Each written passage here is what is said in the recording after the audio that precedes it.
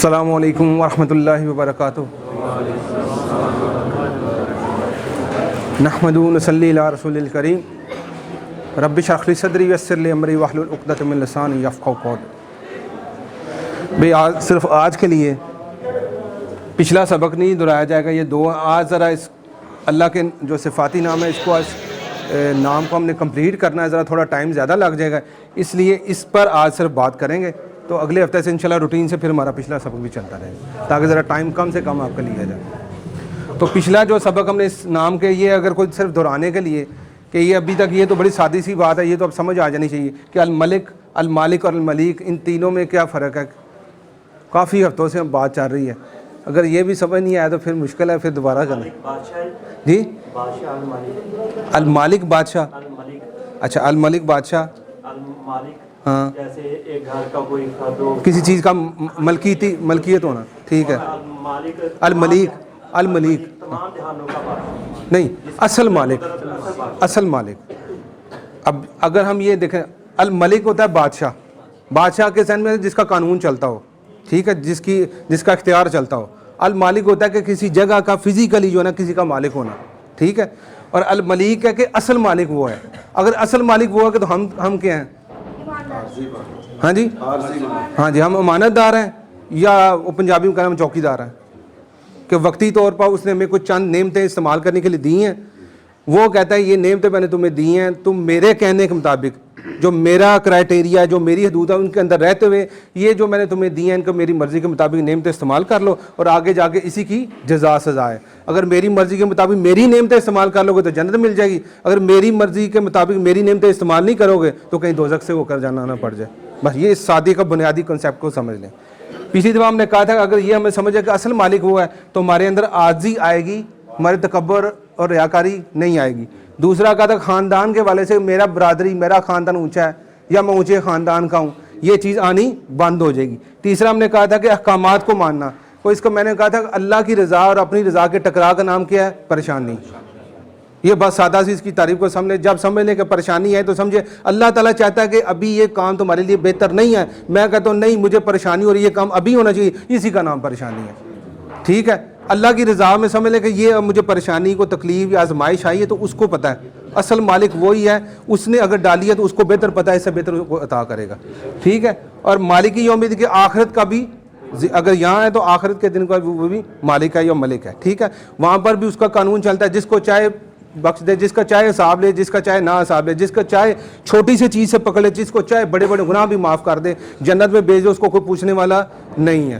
اور آخری کہا تھا کہ صبح و شام کے جو اذکار ہیں، اذکار کارڈ بازار سے عام مل جاتے ہیں، وہاں ان اذکار میں خصوصاً اس صفاتی نام کی بڑی جو ہے نا آپ کو اس کی فہم جو ہے نا اس سے مل جائے گا۔ یہ پرانا سبق تھا، عاجزی، خاندان کا اونچا ہونا، احکامات کو نہ ماننا، اللہ کی رضا اور اپنی رضا کا حکمت سمجھنا، اللہ کو آخرت کے دن کا بھی مالک سمجھنا، اور اس میں اس کا کیا اختیار چلتا ہے صبح شام کے اذکار۔ یہ پچھلی دفعہ ہم نے کیے تھا۔ آج جو ہے نا تھوڑا سا حساس معاملہ ہے لیکن اس کے ساتھ بڑا تعلق ہے، صرف آپ سے گزارش یہ ہے کیونکہ ہم الحمدللہ اللہ کی توفیق سے مسلمان ہیں، اللہ کی توفیق سے ہمیں ایمان کی نعمت عطا کی، سب سے بڑی نعمت عطا کی ہے جس کا کوئی مول نہیں ہے، لیکن اس نعمت کے ساتھ جذبات اور اپنی پسند ناپسند کو نیچے رکھنا ہے اور دلائل کو ذرا اوپر رکھنا ہے، تو پھر بات آسانی سے سمجھ آئے گی۔ کوشش کروں گا کہ عام کچھ اصول بتا دوں، بیچ میں چھوٹی چھوٹی چیزوں میں نہ پڑھوں۔ اب یہ سمجھ آ جائے کہ اصل مالک وہی ہے، تو کہیں نہ کہیں قرآن و حدیث میں بھی ملتا بھی ہے، جو اللہ کی مخلوق اور اللہ کے پسندیدہ یا چنے ہوئے جو بندے ہیں جنہیں اللہ تعالیٰ اولیاء اللہ کہتا ہے، آسان زبان میں اللہ کے دوست، ان کا اس ملکیت کے ساتھ کوئی تعلق تو نہیں ہے، یا کہیں گڑبڑ تو نہیں ہوگی، ہمیں سمجھنے میں غلطی لگی ہو، یا چند بھائیوں کو، کچھ بھائیوں کو شاید وہ بات سمجھنے میں غلطی ہے۔ ہم بالکل مثبت گمان رکھتے ہیں کہ کسی کو غلطی بھی لگی ہو تو مثبت غلطی لگی ہوگی، وہ جان بوجھ کر کوئی بھی نہیں کر رہا۔ 2 ارب مسلمان ہیں نا، بڑے بڑے اچھے مسلمان بھی ہیں، بڑے بڑے جو برے مسلمان بھی ہیں، کوئی بھی مجھے نہیں لگتا پبلک میں سے خصوصاً کہ کوئی یہ کہے کہ یار یہ کام قرآن و سنت کے تو خلاف ہے لیکن میں نے کرنا ہے، یہ آپ کو بندہ یہاں سے کوئی بھی نہیں ملے گا۔ میرا غالب گمان یہ ہے کہ اس طرح نہیں ہے، وہ چند لوگ ہوں گے، چلو اللہ ماشاء اللہ ہمیں بھی ہدایت دے، ان کو بھی ہدایت دے۔ یہ اصل بات یہ ہے کہ اب جو اللہ کے ولی ہیں، اولیاء کرام ہیں، ان کا اس کے ساتھ کوئی کنیکشن تو نہیں ملتا۔ اب اللہ کے دوست کیا ہیں، اس کو ذرا تعریف میں آسان سی آپ کو سمجھا دوں، میں سمجھ آئے کہ اللہ کے اولیاء کرام، اللہ کے دوست کون سے ہیں۔ اس کو اگر کچھ اصول ہمیں سمجھ آ جائیں گے نا، ان اصولوں کے مطابق چیز رکھتے جائیں گے، ہمیں جواب خود بخود ہی ملنا شروع ہو جائے گا۔ قرآن و حدیث کا بہت زیادہ علم نہ بھی ہوگا لیکن بنیادی چیزیں ہماری کلیئر ہو جائیں گی۔ اس میں پہلی یہ چیز ہے کہ اللہ کا ولی کسے کہتے ہیں۔ ہر وہ بندہ جو اللہ کی حدود کے اندر رہتے ہوئے بڑے بڑے گناہوں سے بچتا ہے، وہ اللہ کا دوست ہے۔ اور یہاں بیٹھے ہم اگر بڑے گناہوں سے بچ رہے ہیں تو ہم سارے اللہ کے ولی ہیں۔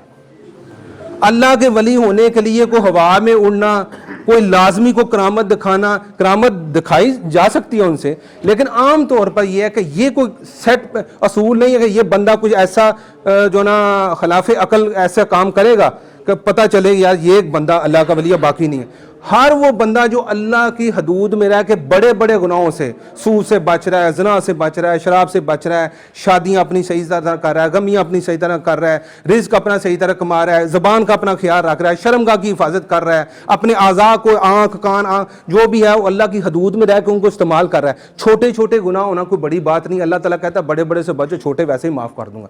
جو بڑے بڑے گناہوں سے بچنے والے ہیں وہ سارے اللہ کے دوست ہیں۔ یہ ایک سادی سی تعریف، اس کو عام بندہ سمجھ لے، ٹھیک ہے جی۔ یہ ہو گیا اللہ کے دوست۔ اب یہ ہے کہ اللہ کے دوست کی نشانیاں کیا ہیں۔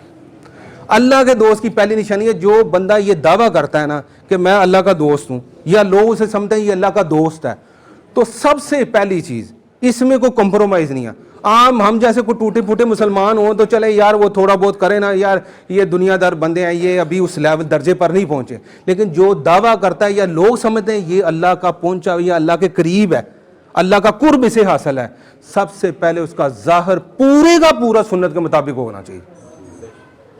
مجھے صحابہ کرام میں سے ایک کا بتا دیں، ان سے بڑا کوئی اولیاء اللہ ہو سکتا، ولی اللہ ہو سکتا ان سے بڑا؟ سارے اس سے نیچے ہی ہیں نا۔ ایک صحابی کا بھی بتا دیں، سب تو پہلے وہ انہوں نے کلیم کیا، اگر کلیم نہیں کیا تو ان کا جو ظاہر تھا وہ سنت کے مطابق نہیں تھا۔ اور اس کی ظاہری نشان، ایک چھوٹی سی مثال آپ کو صرف رکھ دوں گا، اس کو تنقید نہیں سمجھنا، اصلاح کے لیے سمجھنا ہے کہ بھائی ایک داڑھی رکھنے میں ہمیں کتنے منٹ اور کتنے گھنٹے لگتے ہیں۔ سنت کے مطابق داڑھی رکھنے میں کوئی تگودو لگتی ہیں، کوئی بڑی مشقت لگتی ہے، یار ابھی ایمان کمزور ہے تھوڑا ٹائم لگ جائے۔ سب سے پہلے اللہ کا ولی اپنا ظاہر درست کرتا ہے، ظاہر سنت کے مطابق کرتا ہے۔ اگر داڑھی کے 101 ڈیزائن ہے تو معذرت کے ساتھ کہیں نہ کہیں ابھی وہ قرب تھوڑا کمزور ہے، قرب تھوڑا کمزور ہے۔ یہ ابھی میں آپ کو عام بندے کے نچلی سطح پر آ کے وہ باتیں کر رہا ہوں جو عام بندے کو سمجھ آ جائیں۔ جو بندہ جو اپنا دعویٰ کرتا ہے یا لوگ سمجھتے ہیں یہ اللہ کا بندہ ہے، اگر یار اس کی یہ چہرہ ہی سنت کے مطابق نہیں ہے تو دعویٰ اس کا ٹھیک ہونا چاہیے کہ نہیں؟ ہوگا اللہ کا ولی، لیکن وہ اس درجے کا اللہ کا ولی نہیں ہے جس درجے کا ہم سمجھ رہے ہیں۔ کیوں جی؟ سادی سی مثال ہے نا، کوئی بڑی مثال نہیں ہے۔ سمجھ لیں اس کا ظاہر میں، کیونکہ سب سے زیادہ باطن کو پاک کرنا مشکل ہے۔ ظاہر کو ابھی مجھے آپ کہیں میں آدھے گھنٹے میں کپڑے بھی ایسے پہن لوں گا، سر پر کچھ اس کو کور بھی کر لوں گا، بال بھی سنت کے مطابق رکھ لوں گا، داڑھی بھی بڑھانا شروع کرتا ہوں، مہینے ڈیڑھ دو میں میری داڑھی قریب مگر مہینے ڈیڑھ دو ڈھائی ماہ میں اگر میں چاہوں کہ یار ظاہر میں میری کوئی اتنی مشقت نہیں لگتی تو میرا سنت کے مطابق ہو جائے تو اتنا مشکل کام نہیں ہے۔ لیکن یہ تبھی آتا ہے جب اندر ایمان جو ہے نا وہ گرمایا ہوا ہو۔ یہ کہنے میں بات آسان ہے، یا داڑھی رکھنے کے لیے مشکل، اگر اندر کوئی چیز ہوگی تو وہ باہر نظر آئے گی۔ بس یہ سادی سی بات سمجھ لیں۔ لیکن اگر کوئی ایک صحابی بھی مجھے بتا دیں، میرے علم میں نہیں ہے، شاید کوئی ہو، لیکن میرا ایمان ہے کہ نہیں ہوگا۔ کیوں؟ کہ انہوں نے نبی اکرم صلی اللہ علیہ وسلم کی چھوٹی سے چھوٹی چیز کو بھی اتباع کی ہے کہ یہ اللہ کے نبی کرتے ہیں ہم نے کرنا ہے۔ وہ ہماری طرح نہیں کہتے وہ اچھا کر لیں گے یار، ابھی بڑا ٹائم پڑا ہے، وہ دیکھ لیں گے یار، وہ ابھی عمر ہی بڑی ہے، ابھی تو جوانی ہے، ابھی تو بڑھاپا حال ہے۔ وہ اس طرح کی اف بٹ چون چنانچہ نہیں کرتے تھے، وہ تھے اللہ کے اولیاء۔ ظاہر جس کا سنت کے مطابق ہے، آپ نے چیک کرنا ہو تو سمجھے پہلی نشانی کہ یہ ظاہر اس کا ٹھیک ہے تو سمجھو وہ اللہ کا ولی ہے۔ دوسری بات، 3 حصوں میں تقسیم کر دیں، ایک جو زندہ بندہ سامنے ہے، پھر وہ فوت ہو گیا ہے، اور پھر یوم محشر۔ یہ 3 ہی سٹیجیں ہیں۔ اب اللہ کے ولی کے ساتھ عام بندہ کا تعلق ہے۔ اللہ کا ولی ہے کیا؟ اللہ کا ولی سارے میں نے کہا جو اللہ کی حدود میں رہ کر بڑے بڑے گناہوں سے بچ رہا ہے وہ اللہ کا ولی ہے. لیکن اللہ کے ولیوں میں سے, اللہ کے دوستوں میں سے ایک کیٹیگری استاد کے درجے پر پہنچ جاتی ہے. اس استاد کو کیا کہتے ہیں؟ استاد کہتے ہیں. کوئی کہتا ہے یہ پیر ہے, کوئی کہتا ہے یہ پروفیسر ہے, کوئی کہتا ہے یہ لیکچرر ہے, کوئی کہتا ہے جنابی یہ رہبر ہے. کوئی بھی نام جو آپ کو پسند ہے, کوئی مسئلہ نہیں, آپ کی تسلی ہوتی رکھ لیں. لیکن چیک کیا کرنا ہے؟ آپ نے یہ چیک کرنا ہے کہ اگر آپ اس بندے کے پاس جائیں زندگی میں اور وہ آپ کو اللہ کی کتاب کے ساتھ جوڑ دے, جب بھی جائیں قرآن کی کسی آیت کا فہم عطا فرما دے, میرے نبی کی کوئی حدیث آپ کو مستند صحیح حدیث آپ کو علم دے دے, میرے نبی کی سیرت کا کوئی نقطہ بتا دے, اور اگر دنیاوی کوئی ضرورت پڑے تو اپنی جیب سے نکال کر چپ کر کے آپ کی جیب میں ڈال دے تو اللہ کا ولی ہے. بس یہ معیار رکھ لیں. جو جس کے پاس جائیں اور وہ آپ کو قرآن کی بات نہ کرے, میں خاص طور پر قرآن کی بات, قرآن کی کوئی تعلیم نہ دے, نام قرآن کا لے کے تعلیم کچھ اور دے, نام حدیث کا لے کر باتیں کچھ اور کرے, نام سیرت کا لے کے باتیں کچھ اور کرے, اور کہے جاتے جاتے وہاں پر پیسے بھی ڈال جو, تو اللہ کا ولی ایسے ہوتا ہے. ایسے مانگنے والا اللہ کا ولی نہیں ہوتا. اللہ کا ولی ایسے ہوتا ہے, بس دینے والا. وہ علم کی شکل میں دیتا ہے, مال کی شکل میں دیتا ہے, ضرورت پوری کرنے کی شکل میں دیتا ہے. ہر چیز آپ کو اس سے ملتی ہے. وہ آپ کو نہیں کہتا کہ بھائی ادھر بھی کچھ ڈال دو یا یہ ضرورت ہے یہ پوری کر دو. جو اپنی آپ سے ضرورت پوری کر رہا ہے, بھائی سادی سی بات سمجھ لیں, وہ اللہ کا ولی نہیں ہے. آگے میں آپ کو بتاؤں گا کہ اللہ کے ولی کی ایک صفت کیا ہے, آپ کو اس سے بات کلیئر ہو جائے گی. زندگی میں ہم نے کیا کرنا ہے؟ استاد, رہبر, پیر, مرشد, پروفیسر, لیکچر, رہبر, جو نام آپ کو پسند ہے رکھ لیں. اللہ نے کہا اولیاء اللہ, اللہ کے دوست. اور اللہ کی دوست کی پہلی نشانی ہے کہ ظاہر اس کا سب سے پہلے پورے کا پورا سنت کے مطابق ہوگا. عام بندے کی نہیں بات, جو اپنے آپ کو کلیم کر رہا ہے اس کا درجہ یہ, ہم اس پر کمپرومائز نہیں ہے. وہ چل یار انہیں نشان تے داڑھی نہ رکھے ہی نا, وہ چل کوئی گل نہیں, وال تے سنت کے مطابق انہیں سن تے وال سنت کے مطابق سنت نہیں رکھی تے انہیں رکھ لے تو کی فرض بند ہے. وہ کپڑے تو یار اس نے چلو سنت کے مطابق نہیں پہلے بڑکیلے ہی پہنا, چل یار چلتا ہے نا, وہاں پر کمپرومائز نہیں چلنا. کیونکہ جب آپ نے کسی کو اونچے درجے پر اللہ کا مقرب سمجھنا ہے تو اللہ کا جو مقربین ہے وہ کمپرومائز نہیں کرتے. تو پہلے ظاہر. دوسرا, جب جاننا ہے وہ قرآن کے ساتھ جوڑے گا یا حدیث کے ساتھ جوڑے گا, اپنی بات نہیں کرے گا. اور ضرورت پڑ جائے تو وہ آپ کی ضرورت اپنی جیب سے پوری کرے گا. اور اگر ضرورت نہیں پوری کر سکتا, کمزور ہوگا مالی طور پر, تو اللہ سے آپ کے حق میں دعا کروائے گا, یا اللہ یہ میرا مسلمان بھائی ہے, اس کا یہ مسئلہ حل کر دے. آپ اللہ کے ولی سے دعا کروا سکتے ہیں, لیکن شرائط یہ دیکھنی ہے اس کی. اگر اس کا گھر کا ماحول سنت کے مطابق ہے, اس کا معاملات سنت کے مطابق ہیں, اس کی اخلاقیات سنت کے مطابق ہیں, اس کے ساری چیزیں ایک ایک زندگی میں گوشہ ڈھونڈیں گے تو آپ کو کہیں حدیث کا حوالہ نظر آ رہا ہوگا, کہیں قرآن کی آیت نظر آ رہی ہوگی, تو سمجھے وہ اللہ کا ولی ہے. آپ نے زندگی میں اللہ کے ولی کو استاد کے طور پر, قرآن کہتا ہے اگر تمہیں علم نہیں ہے تو اہل علم سے پوچھ لو. یہ اللہ کے ولی اہل علم ہے. لیکن اہل علم میں یار یہ کہ قرآن اور حدیث یا صحابہ کا کوئی عمل بتائے تو وہ اللہ کا ولی ہے, اسے مضبوطی سے تھام لو. کیونکہ انہی نے آپ کو قرآن سکھانا ہے, انہی نے آپ کو حدیث سکھانی ہے, انہوں نے آپ کو نبی اکرم صلی اللہ علیہ وسلم کے ساتھ جوڑنا ہے, انہوں نے آپ کو صحابہ کرام کی محبت آپ کے اندر ڈالنی ہے. لیکن اگر اس کے علاوہ کوئی آپ کو بات سنا رہا ہے تو معذرت کے ساتھ, میں کسی کو نہیں جانتا یا میں کسی کی تنقید نہیں کر رہا, وہ ان معیارات پر نہیں اتر رہا, وہ اللہ کا ولی نہیں ہے. یہ زندگی والا پورشن پورا ہو گیا, سمجھ آ گئی. آپ دوسرے پہ آ جائیں. اللہ کا ولی فوت ہو گیا تو آپ نے کیا کرنا ہے؟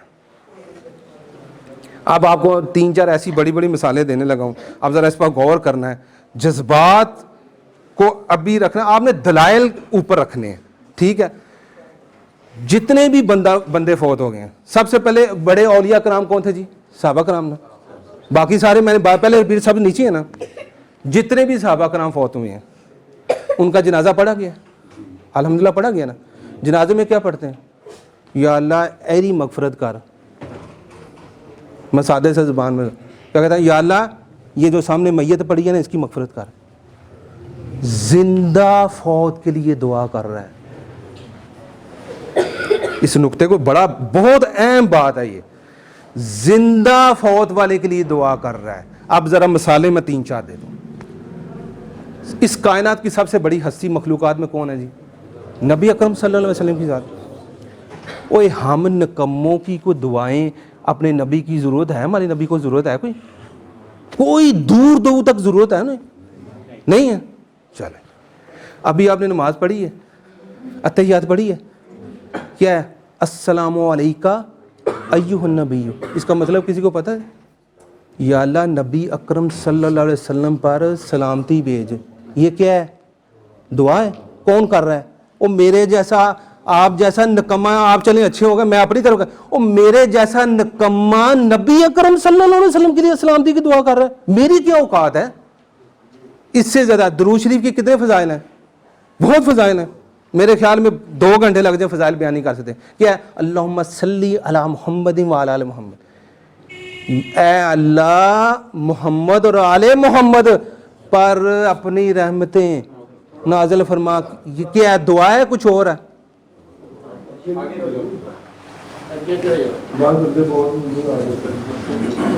کیا کیا میں نے درود شریف کیا جی. وہ میرے جیسا نکمہ, میری کیا اوقات ہے؟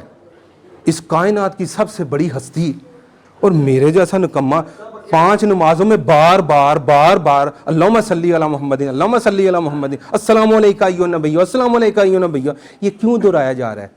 انہیں ضرورت نہیں ہے, امت کو سمجھایا جا رہا ہے زندے نے فوت کے لیے دعا کرنی ہے. زندہ فوت کے لیے دعا کر رہا ہے. اس سے اگلی بات آ جائے. انبیاء کے بعد 4 کیٹیگری قرآن میں بتائی ہے: انبیاء, صدیقین, شہداء اور صالحین.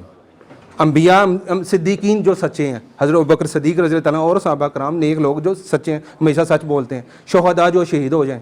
صالحین جو نیک بندے جو اللہ کی حدود کے رہتے ہوئے بڑے بڑے گناہوں سے بچیں, وہ سارے صالحین ہیں. سارے اس میں تعریف میں آ گئے. اب قرآن میں سورہ حشر میں ایک دعا ہے: ربنا اغفر لنا ولاخواننا الذین سبقونا بالایمان. یہ متفقہ اس کی تفسیر ہے کہ یہ دعا صحابہ کرام کے لیے کی جا رہی ہے کہ یا اللہ مجھے بھی معاف کر دے اور مجھ سے پہلے جتنے اللہ کے ولی فوت ہو گئے سب کو معاف کر دے. اور میری کیا اوقات ہے میں صحابہ کے بارے میں مغفرت کی دعا کر سکوں؟ میری کوئی میچ بنتا ہے؟ نہیں تو کہتا نہیں یار نعوذ باللہ میچ بنتا ہے, چل یار تم بھی کر لیں. میرا وہ ادھر ہے, میں ادھر زمین پہ خاک کے برابر بھی نہیں ہوں.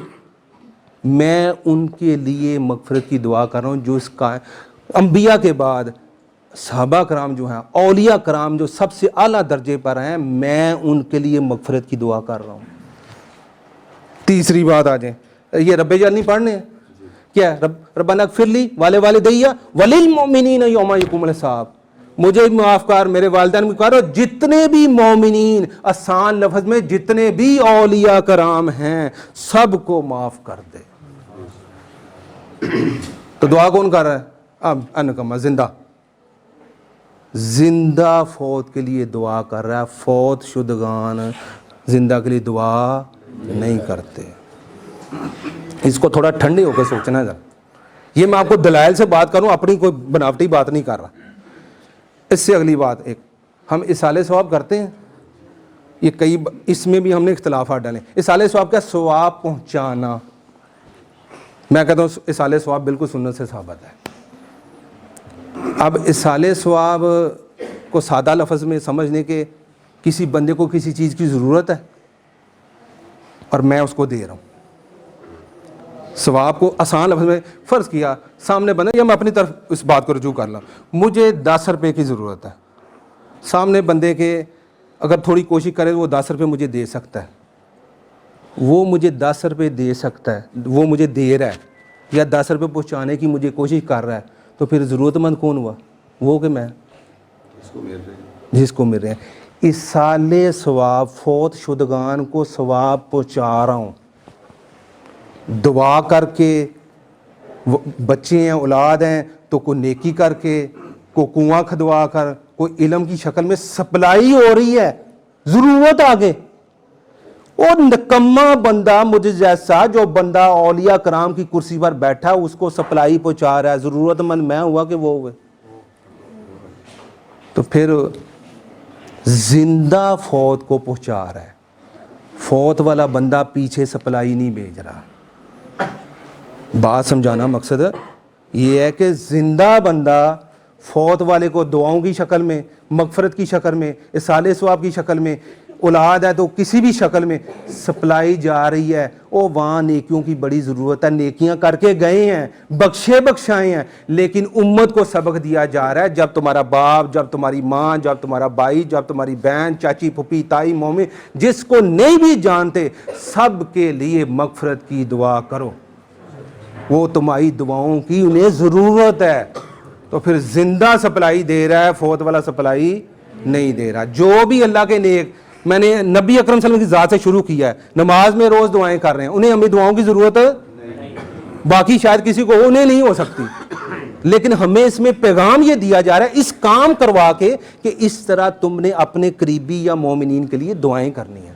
زندہ نے فوت والے کے لیے کچھ نہ کچھ کرنا ہے. فوت والے نے زندہ کے لیے, یہ انبیاء میں سے, یہ صدیقین میں سے, یہ شہداء میں سے تھے, یہ صالحین میں سے تھے, انہوں نے میری مرضی کے مطابق زندگی گزاری.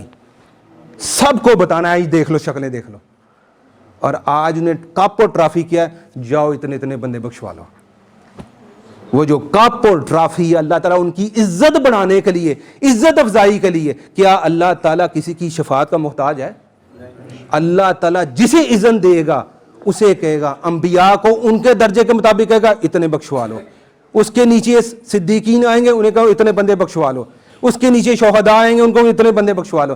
یہ اللہ تعالیٰ وہ کپ اور میڈل کی شکل میں ان کی عزت بڑھانے کے لیے, یہ میرے لوگ تھے جو زندگی میں میری مانتے تھے, آج انہیں میں نے مرتبے کے اس درجے پر پہنچایا کہ اتنے اتنے بندے ساتھ جنت میں لے جاؤ. یہ وہ اللہ تعالیٰ نے, یہ اولیاء کرام کا آخری جو عزت افزائی کرنی ہے نا سامنے لوگوں کے, اس کے بعد تو انشاءاللہ ہم سب مسلمانوں نے جنت میں چلے جانا ہے. اور پھر اس کے بعد جو 100 درجے ہیں, پھر جس کا جتنا درجہ ہوگا اس درجے میں وہ چلا جائے. یہ ہیں اولیاء کرام, یہ ہے ان کا مقام, یہ ہے ہمارا ان کے ساتھ تعلق. یہ بات سمجھ آ جائے تو کوئی مسئلہ ہے؟ سارے مسئلے, یہ اصول سمجھ لیجئے گا کہ جب وہ زندہ ہیں تو ہم نے ان کے ساتھ کیا کرنا ہے, جب وہ فوت ہو جائیں تو ہم نے کیا کرنا ہے, اور حشر والے دن انہوں نے اللہ تعالیٰ نے ان کی عزت افزائی کیسے کرنی ہے, انہیں شفاعت کا حق دے کر. وہ ٹرافی اور میڈل آپ کی دنیاوی زبان میں اس الفاظ کو سمجھیں, وہ کپ اور ٹرافی انہیں شفاعت کا حق دے کر عزت افزائی کرنی ہے کہ جاؤ اتنے بندے جنت میں لے. یہ جب ہمیں سمجھ میں آئے گی کہ الملک, اصل مالک وہ ہے, یہ جو اس کے بندے اس کی ماننے والے تھے, وہ استاد ہیں, رہبر ہیں, پیر ہیں, مرشد ہیں, پروفیسر ہیں, لیکچرار ہیں, جو مرضی نام لکھ لو, لیکن کام ایک ہی ہے. قرآن سے اللہ کے ساتھ جوڑ دیں, حدیث سے نبی کے ساتھ جوڑ دیں, صحابہ کرام کی زندگی سے آپ کو جوڑ دیں, اور ضرورتیں آپ کی پوری کرنے والے ہوں, آپ کے پیسوں سے کوئی ضرورت پوری نہ کریں. آخری بات اس سے, جو اللہ کا ولی ہوتے ہیں نا, جو اولیاء کرام ہوتے ہیں, وہ اللہ کے سوا کسی کے ایسے کرتے ہی نہیں ہیں. اجازت دی ہے بھائی, آپ کا باپ ہے, آپ کی بیٹی ہے, آپ کا بیٹا ہے, ضرورت ہے اس سے چیزیں لیتے ہیں, منع تو نہیں ہے, لیکن جو اللہ کے مقربین ہوتے ہیں نا, وہ ظاہری ضرورتوں میں بھی بندوں سے نہیں مانگتے, وہ سیدھا ڈائریکٹ لائن لگاتے ہیں.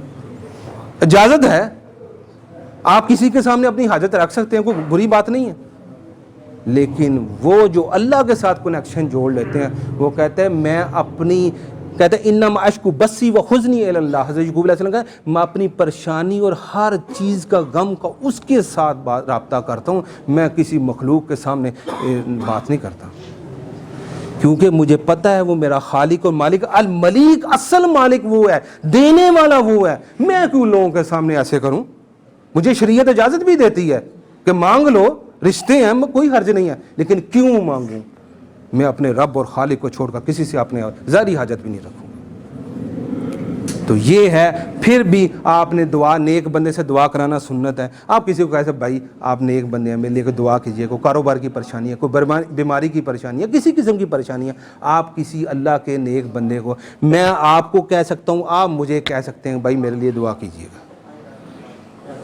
یہ کافی لمبی گفتگو ہوئی. یہ بات سمجھنے کہ زندگی میں ہم نے کیا کرنا ہے, فوت ہونے کے بعد کیا کرنا ہے. یہ بہت بڑا نقطہ ہے کہ فوت ہونے کے بعد زندہ فوت کے لیے دعا کر رہا ہے, اس کو کوئی سپلائی دے رہا ہے, وہاں سے سپلائی کوئی واپس نہیں آ رہی, یہاں سے سپلائی جا رہی ہے, وہاں سے سپلائی نہیں آ رہی. تو محتاج کون ہوا پھر؟ فیصلہ خود ہی کر لیں. میں کوئی ایسے الفاظ نہیں کریں وہ بھائی, یہ بنیادی یہ اصول ہے, کچھ اس پر لے لیں. جو اللہ کا ولی ظاہر میں سنت کے مطابق, اس کا ظاہر لبادہ سنت کے مطابق ہے, اس کا قول و فعل سنت کے مطابق ہے, وہ لوگوں کو اللہ کے ساتھ, اس کے نبی کے ساتھ, اپنی باتوں سے نہیں قرآن و حدیث کے ساتھ جوڑ رہا ہے, وہ اللہ کا ولی ہے. اس کو مضبوطی سے سامو. اگر نہیں پکڑیں گے تو آپ کو رہنمائی کون کرے گا؟ اس کے بغیر گزارا ہی نہیں ہے. استاد کا کام ہی یہی ہے, وہ استاد ہے. تو استاد کے بغیر ہمیں کون قرآن سکھائے گا؟ وہ یہی لوگ سکھلائیں گے. ان کے ساتھ علم والا اور عمل والا تعلق بنانا ہے. اور ایک بات یہ ہمیشہ ایسے اس کا ہاتھ ہوتا ہے, ہمیشہ وہ دینے والا ہوتا ہے, لیتا نہیں ہے.